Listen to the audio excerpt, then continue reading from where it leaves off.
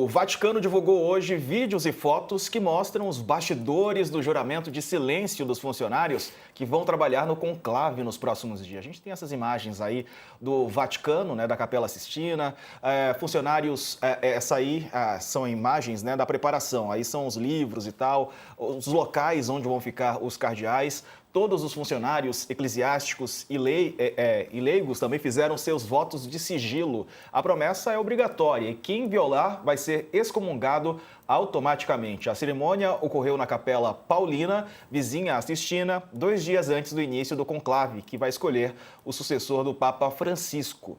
E o Vaticano anunciou hoje os horários aproximados do fim das votações do conclave, que começa amanhã, terça-feira. A primeira fumaça deve aparecer após as 19 horas, no horário de Roma, lá do Vaticano, 2 da tarde, no horário de Brasília, na chaminé da Capela Sistina. A queima dos votos revela a fumaça, sinalizando se o novo Papa já foi escolhido. No primeiro dia, há somente uma rodada de votos e, por isso, deve aparecer o resultado no início da noite, no horário local. A previsão foi feita pelo porta-voz do Vaticano, Matteo Bruni, que explicou o passo a passo e disse que a primeira fumaça não vai ser antes das 2 da tarde. Os detalhes foram fechados depois de uma última reunião das congregações gerais que antecedem o conclave. Estiveram presentes 173 cardeais, 130 dos 133 eleitores e foram feitas 26 intervenções ao longo desse dia. Os detalhes foram fechados no encontro que formalizou o cancelamento do Anel do Pescador e do Selo de Chumbo. Esses ritos simbolizam oficialmente o fim do pontificado e a espera por um novo Papa. Conosco, Brenda Carranza, que é professora de Antropologia da Religião da Unicamp. Professora, bem-vinda, boa noite. Fumaça amanhã, deve sair branca ou preta na tua avaliação? Bom, seria realmente um indício de autêntico consenso surpreendente que saísse no primeiro escrutínio do consistório. Então amanhã não deve sair um resultado, né? Mas é mesmo assim, tradição, né? Depois eles vão alinhando, vão definindo. O primeiro encontro, a primeira votação digamos assim, livre, né, professora? Eles podem votar em quem eles quiserem. Certo. Eu acho que é o mais interessante de um conclave, que na verdade é todo um processo ritualizado que materializa certas posturas não só que vem historicamente, como também neste momento geopoliticamente. Então, as votações e os escrutínios, eles vão alinhando o nome até chegar ao consenso total dos 3/3 de votos, que, pelo que eu entendi nas contas, eram 89 votos que teriam que ser alcançados. Mas mais importante do que isso é exatamente qual é o perfil do Papa que foi discutido nas 12 congregações. Nós tivemos 8 dias de congregações. As congregações são reuniões dos bispos, onde eles começam a traçar o perfil do novo pontífice, o que eles querem reforçar do último pontificado, o que teria que ser retomado do pontificado de Bento XVI, o que teria que ser retomado de João Paulo II, do Concílio Vaticano II também, lá, 62, 65. Então, há todo um alinhamento, há todo um esforço de trabalho para chegar a um consenso do novo líder, que, na verdade, tem uma função tríplice. Ele é chefe da igreja de 1.300.000 fiéis católicos no mundo inteiro. Ele é chefe de Estado do estado mais pequeno do mundo, 5 quilômetros quadrados, e ele é, sobretudo, representante da tradição, de uma tradição monoteísta, que seria o cristianismo, que seria o catolicismo romano, o catolicismo do lado do Ocidente. Então, na verdade, a gente tem todo esse aparelhamento interno do conclave, que ele vai, de certa maneira, orientar quais são os cursos, os novos rumos da Igreja Católica.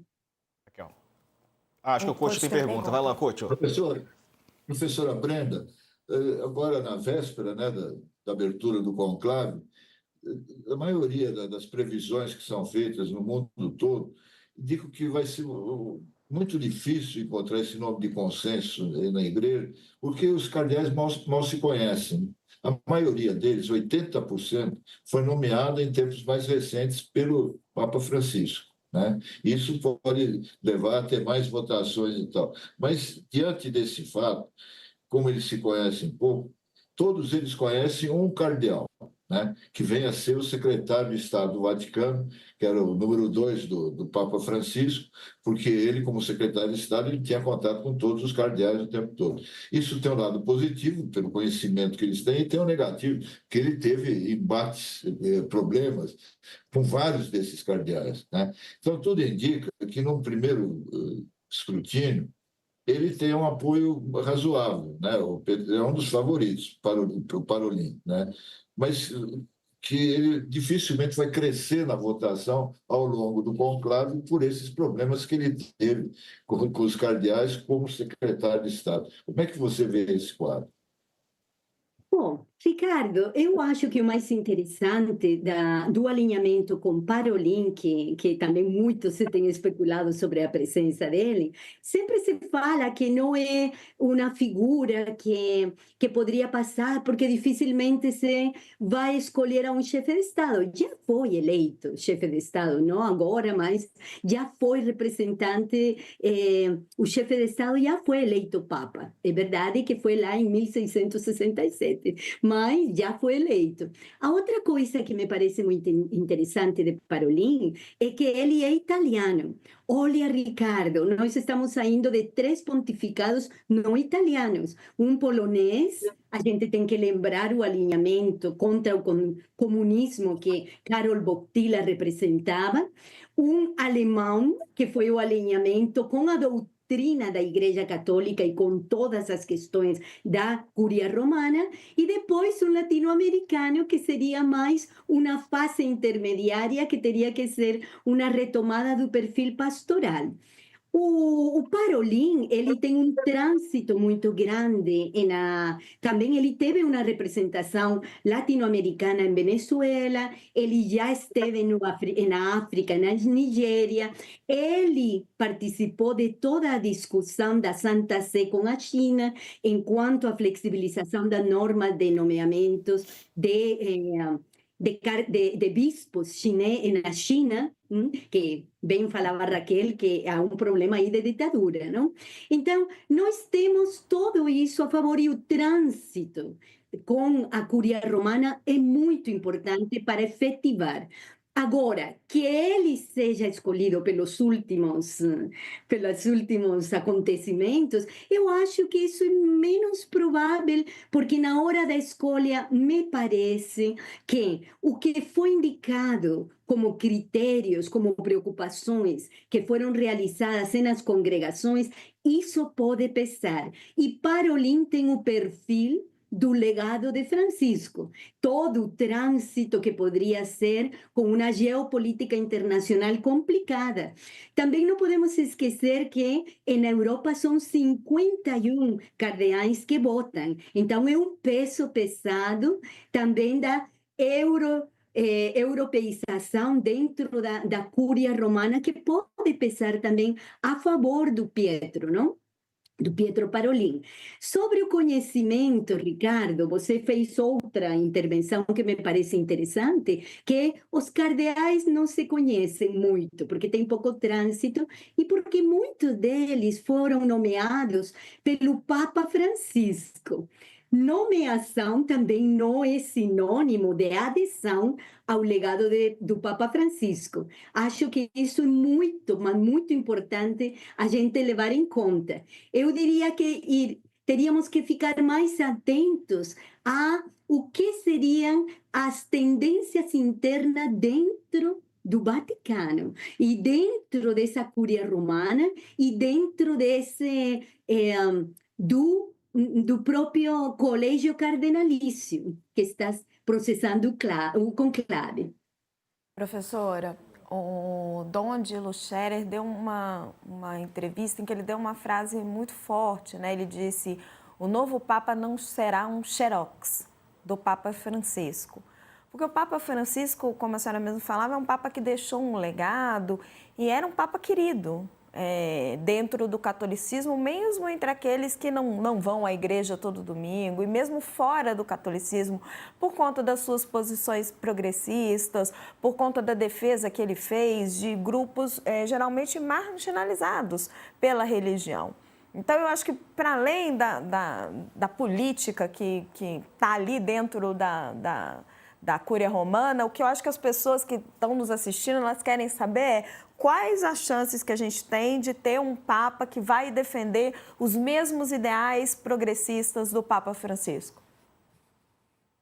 Raquel, eu acho que é muito importante a gente observar que na agenda vaticana, retrocessos seriam um pouco contraditórios à própria dinâmica do Vaticano. Você poderá ter matizações com menos pronunciamentos, menos ênfases em determinadas agências.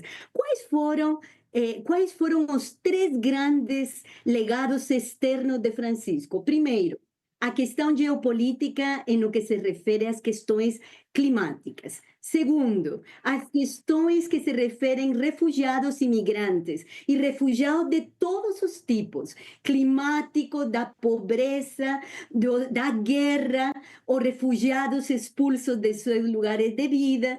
Então, e contra as políticas de migração severas que discursos de ódio e de ultradireita podem estar ascendendo no mundo. Depois nós teríamos os negacionismos climáticos, claro, isso seria a contrapartida da agenda de Francisco, quando ele enfatiza que a Terra é um lugar comum e uma casa comum que deve ser defendida.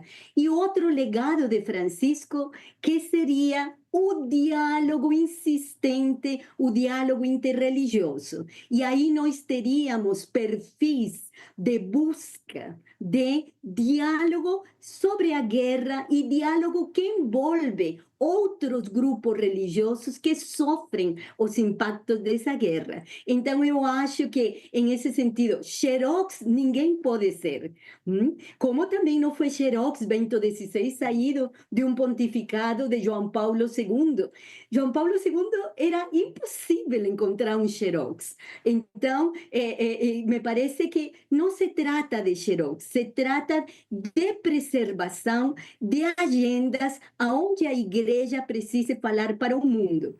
Mas também existe outra agenda, que é a agenda interna da Igreja Católica. Observemos que Francisco levantou 3 questões fundamentais: transparência econômica, transparência nas questões de abuso de clérigos em todo o mundo e as questões de abrir a discussão dentro da igreja, da acolhida e da participação da mulher em postos chaves no Vaticano. Foram acenos. A gente saberá se essas foram mudanças estruturais mesmo, pelo menos as mulheres, e a acolhida da discussão LGBTQI+, ou se simplesmente será abandonada estas agendas em prol de outras que dependerá do perfil de quem assuma o pontificado.